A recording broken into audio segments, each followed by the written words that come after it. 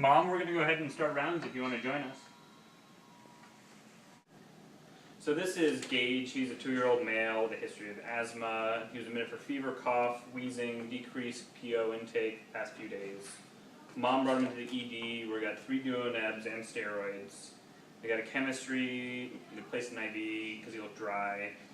His K was a little high, and they tried to recheck it overnight. The specimen was mislabeled, so we're repeating it this morning. He's improved overnight on albuterol Q2 and steroids BID. What do you mean mislabeled? Are you going to have to come back in here and poke him again? Unfortunately, we are going to have to do another finger stick.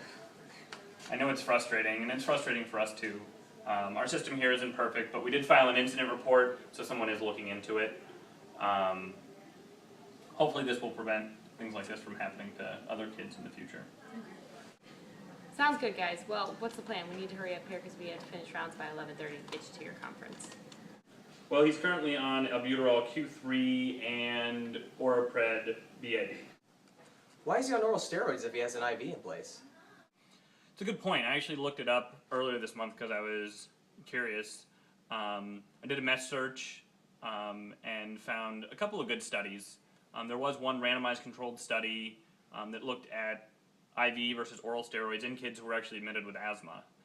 It showed that there wasn't really a significant difference between the two groups. The patient population was similar to ours, but one thing that might have been a little confounding was that there were a lot of mild intermittent asthmatics, which, you know, as we know, are less likely to have a prolonged admission or be readmitted. Overall, though, it showed that there wasn't really any significant difference between IV and oral steroids. Oh. Oral steroids are fine, but what other risk factors for asthma flares does he have? His main triggers are colds. Does the patient have any secondhand smoke exposure?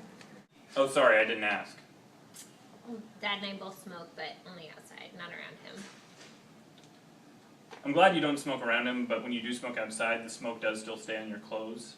I'm sure you realize that secondhand smoke is bad for kids who have asthma, but we do encourage all of our parents who smoke to try and quit. It's not just for your health, but it's also for Gage's health as well.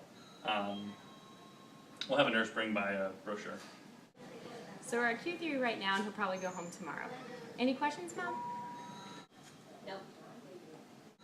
All right, well, let's go see little Gage.